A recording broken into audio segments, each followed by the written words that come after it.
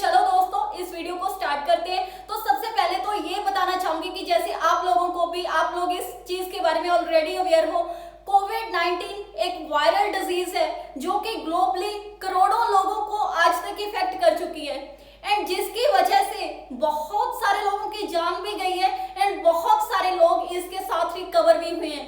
पर बात ये आती है कि जो लोग अभी इस डिजीज के साथ रिकवर कर चुके हैं या अभी प्रोसेसिंग में हैं, तो उन केसेस में उन लोगों को रिकवरी के बाद बॉडी सिस्टम उनका नॉर्मल रहेगा या नहीं रहेगा, किस तरीके के चेंजेस आएंगे, तो वो इस वीडियो में हम डिस्कस करने वाले हैं कि कौन कौन से चेंजेस आएंगे और उन चेंजेस का किस तरीके के सिम्टम वो कोविड-19 की प्रॉब्लम के साथ ऑलरेडी उसके साथ रिलेट करते हैं। तो दोस्तों इस वीडियो में बेसिकली हम इस वीडियो को स्टार्ट करते हैं कि जैसे कि कोविड-19 एक वायरल डिजीज है, उसके सिम्टम आप लोगों को भी, जैसे आपने अपनी फैमिली में कुछ पेशेंट्स को देखा होगा, रिलेटिव्स को देखा होगा या फिर आप सोशल मीडिया के थ्रू देखते होंगे कि कोविड-19 के पेशेंट के सिम्टम्स परसिस्टेंट करते हैं कुछ महीनों के लिए।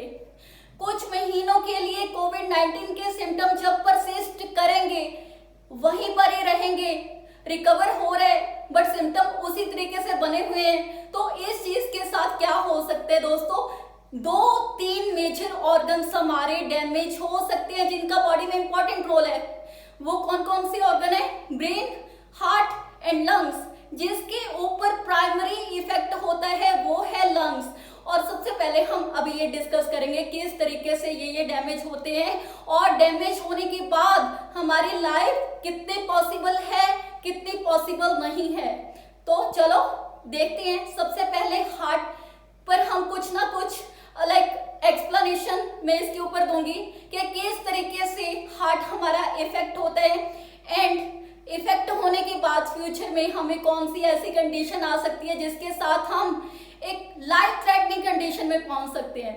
तो दोस्तों जैसे कि आपने भी सुना होगा, कोरोना वायरस जब हमारी बॉडी में एंटर करता है नंबर ऑफ सिम्टम्स आते हैं, इसके बाद काफी लोगों को हार्ट अटैक भी होता है। क्यों होता है? तो क्या होता है कि जब कोरोना वायरस बॉडी में एंटर किया तो उसने क्या किया, हार्ट की मसल्स पर आकर अटैक कर दिया। जब हार्ट की मसल्स पर अटैक होगा तो क्या होगा, हार्ट की मसल्स काम करना बंद कर देंगी, डैमेज हो जाएंगी। ये जरूरी नहीं है कोई कि जो पेशेंट कोविड-19 के साथ बुरे तरीके से प्रभावित है उन लोगों को ही ये चीज हो सकती है। ये चीज उन लोगों को भी हो सकती है जिन्होंने माइल्ड सिम्टम्स का एक्सपीरियंस किया, जिन लोगों को थोड़ी बहुत कोरोना की प्रॉब्लम थी बट बहुत जल्दी रिकवर कर गए। तो उन केसेस में उनका सबसे पहले तो दोस्तों हार्ट फेलियर हो सकता है। सो ध्यान देने की जरूरत है। अगर आप रिकवर कर भी चुके हो, हार्ट की हेल्थ को अच्छी तरीके से मेंटेन करने की जरूरत है। तो अगर हार्ट फेलियर होगा, जरूरी नहीं है कि हार्ट फेलियर हमारा 99.9% हो। अगर हार्ट फेलियर नहीं हो रहा तो उस कंडीशन में हार्ट के रिलेटेड और भी बहुत सारी कॉम्प्लिकेशंस है जिसके साथ हम सफर कर सकते हैं। तो ये था दोस्तों कि हार्ट किस तरीके से इफेक्ट होते हैं एंड क्यों हमें इसकी तरफ ध्यान देने की जरूरत है चाहे हम कोविड-19 से रिकवर क्यों ना कर चुके हों। तो नेक्स्ट हम बात करते हैं जो दूसरा ऑर्गन मेनली इफेक्टेड होता है, डेट इज लंग्स। लंग्स आपने सुना होगा, जब कोविड-19 आया था पूरे वर्ल्ड में यही चीज चल रही थी कि लंग्स पर कोरोना इफेक्ट करता है, लंग्स डैमेज हो जाते हैं। तो आज हम डिस्कस करेंगे लंग्स किस तरीके से डैमेज होते हैं। तो सबसे पहले तो जो लोग अभी साइंस की, जिन्होंने अपने पास्ट में स्टडी की है या फिर वैसे वो हेल्थ से अवेयर है, तो उन लोगों को पता होगा कि लंग्स में हमारे एल्वोलाइज होते हैं। एल्वोलाइज राउंडेड ओवल शेप के होते हैं जिनमें ऑक्सीजन एंड कार्बन डाइऑक्साइड का एक्सचेंज होता है। ऑक्सीजन हमारी बॉडी की वहां पर स्टोर होती है, फिर ब्लड वेसल्स में जाती है एंड जो कार्बन डाइऑक्साइड होती है वो बॉडी से वहां से बाहर निकलती है। But corona virus attacks on alveoli of the lungs. Lungs के एल्वोलाइज के ऊपर अटैक करता है। जब वो अटैक करता है, अटैक करने के बाद वहां के जो सेल्स होते हैं डैमेज हो जाते हैं। और आपको डैमेज हुई चीज का पता है दोस्तों, अगर डैमेज हो जाए, डैमेज होने के बाद बहुत सारे डॉक्टर्स बोलते हैं ना कि टिश्यू रिपेयर कर जाएंगे, हाँ टिश्यू रिपेयर करते हैं, बट वहां पर स्कार्स रह जाते हैं। पंजाबी में हम बोलते हैं ना क्रीड आ जाना, स्कार्स रह जाते हैं वहां पर। और जो स्कार्स है वहीं से हमें रिकवरी के बाद ब्रीदिंग की प्रॉब्लम आती है, शॉर्टनेस ऑफ ब्रेथ आ सकती है, डिफिकल्टी इन ब्रीदिंग आ सकती है, क्योंकि लंग्स की एल्वोलाइज पर तो पहले नॉर्मल लाइनिंग थी, अभी उसके ऊपर स्कार्स बन चुके हैं। तो थोड़ा बहुत फंक्शन में इशू रहेगा, लाइफ टाइम के लिए इशू रहेगा, बट कभी ना कभी कुछ महीनों तक पेशेंट रिकवर कर सकते हैं, 5-6 महीने लग सकते हैं। ऐसा नहीं है कि इतनी जल्दी रिकवर की स्टेट में आगे अभी हम चलना फिरना नॉर्मल एक्टिविटीज करनी स्टार्ट कर देंगे, ऐसा कुछ भी नहीं है। रिकवरी उतना ही टाइम लेती है जितना ये डिजीज बुरे तरीके से इफेक्ट करता है। तो नेक्स्ट बात आती है कि ब्रेन, थर्ड ऑर्गन मैंने बोला था कि ब्रेन पर भी इफेक्ट करता है। कैसे इफेक्ट करता है ब्रेन दोस्तों, कैसे इफेक्ट होते हैं? आपने बहुत सारे अभी तक लोगों का एक्सपीरियंस देखा होगा कि उनको मेमोरी की प्रॉब्लम आ रही है, उनको कुछ याद नहीं रह रहा, ना ही उनकी किसी चीज पर अपनी कंसंट्रेशन लग रही है, ना ही उन लोगों को नींद आ रही है जो कोरोना के इफेक्टेड है या फिर उसके रिकवरी फेज में पहुंच चुके हैं या रिकवरी के अभी बाद वाला उनका सारा प्रोसेस शुरू हो चला है, बट उस केस में भी उनको स्लीपिंग प्रॉब्लम्स आ रही है। क्यों हो रहा है? क्योंकि कोविड-19 आल्सो इफेक्ट्स ब्रेन, ब्रेन को भी उसी तरीके से इफेक्ट करता है जैसे कि बाकी लंग्स एंड हार्ट को इफेक्ट करता है। तो ब्रेन में और कैसे कैसे प्रॉब्लम्स आ सकती है? ब्रेन स्ट्रोक हो सकता है, ब्रेन डैमेज हो सकता है, ऑक्सीजन की सप्लाई कम हो सकती है, सीजर्स हो सकते हैं उसको।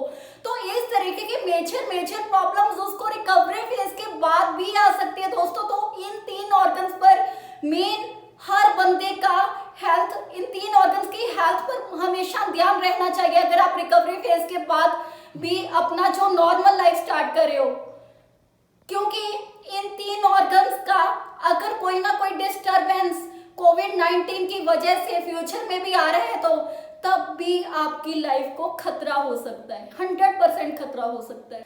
तो नेक्स्ट हम बात करेंगे कोविड-19 के दोस्तों। पहले तो हम कुछ सिम्टम्स की बात कर लें। कोविड-19 में जो जो सिम्टम्स आते हैं, बट रिकवरी के बाद भी बिल्कुल वही सिम्टम पेशेंट में आते हैं, जो सिमिलर सिम्टम्स होते हैं तो सेम रहेंगे सिम्टम्स, बट एक बार मैं उसको डिस्कस करूंगी कि क्या क्या सिम्टम्स पेशेंट को रिकवरी के बाद भी देखने को मिल सकते हैं।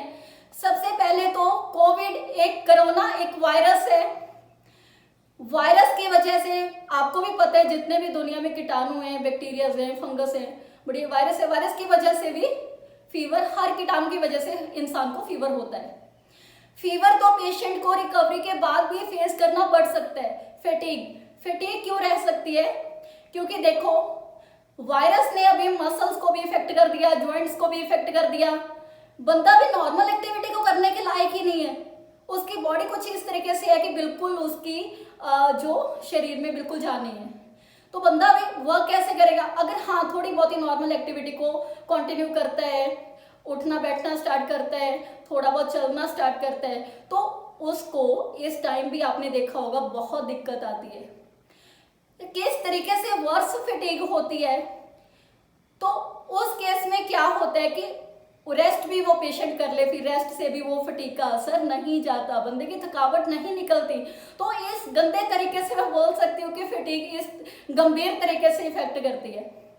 और इसके बाद हम बात करेंगे, अभी हमारे ब्रेन का इफेक्ट में मैंने बोला था, बिल्कुल वही साइन एंड सिम्टम पेशेंट में रिकवरी के बाद भी दिखेंगे, कोविड के टाइम भी दिखेंगे उसको। कौन कौन से सिम्टम्स हैं? मेमोरी उसकी डिस्टर्ब हो चुकी है, कुछ भी याद नहीं है उसे, कोई आज एक्टिविटी हुई याद ही नहीं है उसे। और सेकेंडली जो है मेमोरी के बाद जो है कॉन्सेंट्रेशन की डिस्टर्बेंस होती है, किसी एक जगह पर वो कॉन्सेंट्रेट ही नहीं कर पा रहा।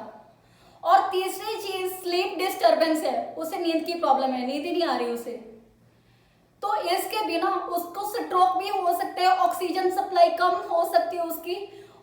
कम क्यों हो सकती है वो नेक्स्ट हम आगे चलकर बात करेंगे। ऑक्सीजन सप्लाई कम हो सकती है जिसकी वजह से उसको स्ट्रोक हो सकता है, और इसके बिना उस पेशेंट को सीजर्स की भी प्रॉब्लम हो सकती है, इवन रिकवरी फेज के बाद भी हो सकती है।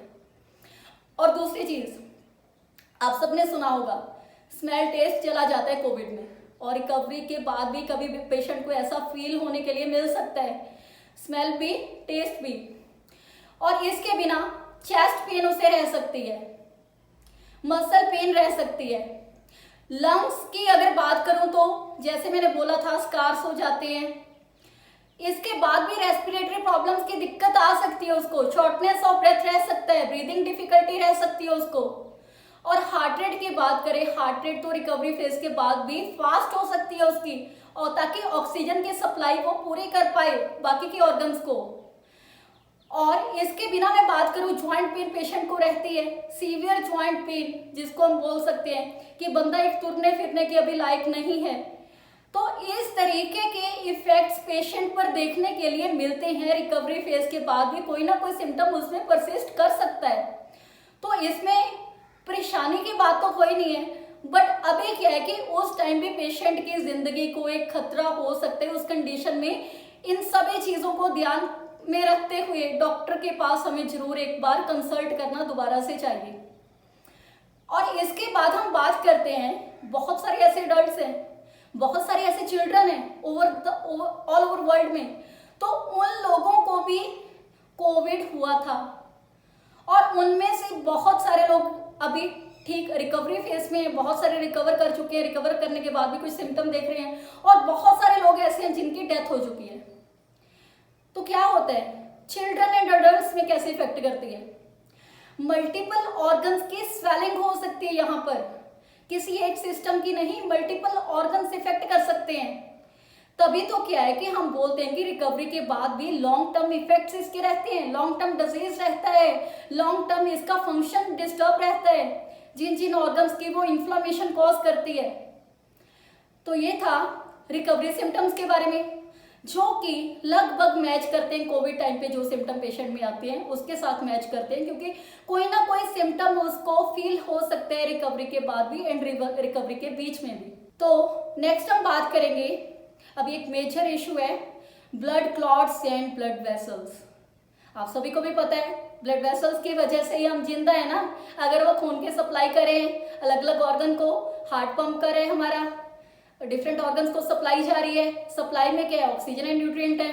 अगर भाई वही ब्लड वेसल्स को कोई दिक्कत आ जाए, क्या आपको लगता है हम जिंदा रहेंगे? जब हमारी जो ब्लड वेसल्स हैं, आपको सभी लोगों को पता होगा कि हमारी ब्लड वेसल्स में कुछ ब्लड सेल्स होते हैं, आरबीसीज, डब्ल्यूबीसीज एंड प्लेटलेट्स, जिनका भी एक बॉडी के लिए बहुत इंपॉर्टेंट फंक्शन होता है। तो अभी क्या है कि अगर हमारी बॉडी में एक बार कोविड का वायरस चले गया तो फिर क्या होगा, जो हमारी बॉडी के सेल्स है ना ब्लड वेसल्स में पए हुए अभी, तो उन केसेस में वो क्लम्प अप कर जाएंगे, जुड़ जाएंगे आपस में, क्लॉट बन जाएंगे उनके। और जब वो क्लॉट बनेंगे, आपको पता है कि ब्लड, आपने बहुत केसेस में ऐसा भी सुना होगा कि खून जम गया था, नाड़ी में जम गया, जिसकी वजह से एकदम अटैक आ गया हार्ट का। तो सेम हियर, इन केसेस में भी यही है। अगर हमारे ब्लड सेल्स का क्लॉट बन गया तो ब्लड वेसल कैसे ब्लड सप्लाई करेंगे बाकी ऑर्गन्स को जो अभी भी दिक्कत से जूझ रहे हैं? तो एक तो उनका फंक्शनिंग भी डिस्टर्ब है, दूसरी बात क्लॉट बन चुके हैं अभी। और जो क्लॉट है फिर क्या करेंगे जी, जो आगे का ब्लड सर्कल है, ब्लड सर्कल तो अभी जाएगा नहीं आगे, ब्लड सप्लाई नहीं होगा, तो क्लॉट क्या है कि उन ब्लड वेसल्स को ब्लॉक कर लेंगे। जब ब्लॉक करेंगे तो हार्ट अटैक होने के चांसेस आप लोगों को पता है बहुत बढ़ जाते हैं। तो इसलिए मैंने स्टडी में बोला था कि हार्ट की हेल्थ को ध्यान देना उतना ही ज्यादा जरूरी है जितना हमने कोविड के टाइम पर दिया, आफ्टर रिकवरी भी उतना ही ज्यादा जरूरी है। तो अभी नेक्स्ट क्या है, ब्लड वेसल की बात करते हैं। एक अलग जो इफेक्ट दिखता है यहाँ पर, ब्लड वेसल के वॉल इतनी ज्यादा वीक हो जाते हैं कोविड के साथ सफर करते हुए। तो उस टाइम पर क्या होता है कि वीक होने के बाद क्या होता है कि ब्लड वहां से लीक होना शुरू हो जाता है। लीक होके कहां पर जाता है, लंग्स में जाता है, लेग्स में जाता है, लिवर में जाता है, किडनी में जाता है। तो आपको लगता है लिवर किडनी सब नॉर्मल रह पाएंगे? लंग्स तो पहले इफेक्टेड है, हार्ट भी पहले इफेक्टेड है, ब्रेन भी पहले इफेक्टेड है। अभी लिवर एंड किडनीज, दो ऑर्गन्स का इन्वॉल्वमेंट यहाँ पर होगा due to clots. Blood vessel weak होगी, ब्लड वेसल वीक होगी तो लीक कर गया, ब्लड लीक कर गया, उन ऑर्गन्स में चला गया, ज्यादा इफेक्ट उन ऑर्गन्स को हुआ भी। तो अभी नेक्स्ट बात करते हैं बंदे की। आपने देखा होगा ना, वैसे तो बहुत सारी डिजीज कंडीशन ऐसी होती हैं, लगभग सारी डिजीज कंडीशन ऐसी होती हैं जिनमें बंदे के मूड में चेंजेस आती है। बट कोविड के टाइम पर वर्स चेंजेस आती है मूड में चेंजेस आती हैं। एंड वर्स्ट फटीग रहती है, जैसे कि मैं ऑलरेडी आपके साथ डिस्कस किया। अभी जो मूड में चेंजेस आएंगे, कैसे कैसे चेंजेस हो सकते हैं? स्ट्रेस हो सकता है पेशेंट को, स्ट्रेस एक तो, और दूसरी बात उसको सीजर का भी अभी रिस्क है, पूरी जिंदगी उसके साथ बचता रहा, और अभी उसको आके स्ट्रेस भी हो सकता है, सीजर भी हो सकते हैं। मेमोरी तो उसकी डिस्टर्ब है, कोई भी चीज अभी उसको याद नहीं रह रही है, कॉन्सेंट्रेशन भी उसकी इतनी अच्छी नहीं है, और दूसरी बात सोना बहुत जरूरी है सेहत के लिए। सेहत तो पहले डिस्टर्ब है, उसको ठीक करने के लिए स्लीप भी नहीं इतनी अच्छी आ रही। तो ये सब चीजों पर ध्यान देना जरूरी है। अगर आपके किसी नोन सर्कल में या आगे किसी को भी आप जानते हो जिसको ये सिम्टम आ रहे हैं, तो आप उसके साथ ये वीडियो का भी शेयर कर सकते हो, ताकि वो भी अवेयर रहे कि इस तरीके के सिम्टम्स अगर मेरे पास आते हैं तो मेरे डॉक्टर के साथ कंसल्ट करना है। और इसके बिना उसको फिटिक भी रह सकती है, जैसे कि आपको पता है फिटिक तो हर बीमारी का ना एक मैं बोल सकती हूँ साइलेंट सिम्टम होता है। अगर कोई लंबी बीमारी है, कैंसर में भी होता है, हेपेटाइटिस में भी होता है ना, बहुत सारी ऐसी डिजीज कंडीशन है। अभी यहाँ पर फिटिक का रोल तो बिल्कुल ही लग गया। बंदा जब चलना स्टार्ट करता है ना, कुछ महीनों बाद 2-3 स्टेप्स चलता है अपना, तो 2-3 स्टेप चलने के बाद भी उसको इस तरीके की फिटिग होती है, इस तरीके की थकावट होती है कि रेस्ट करने के बाद भी उसकी थकावट नहीं जाती। तो अगर आपके नॉन सर्कल में कोई, आपके ध्यान में कोई ऐसा पर्सन हो दूर दूर तक जो इन सिम्टम्स के साथ सफर कर रहा हो रिकवरी फेज में या रिकवरी के बाद, आपका उसके साथ शेयर करना बहुत जरूरी बनता है इस नॉलेज को, सो डैट कि उसकी लाइफ को अभी भी रिस्क पर है, ताकि उसकी लाइफ को सेव किया जा सके। तो दोस्तों दबा के शेयर करना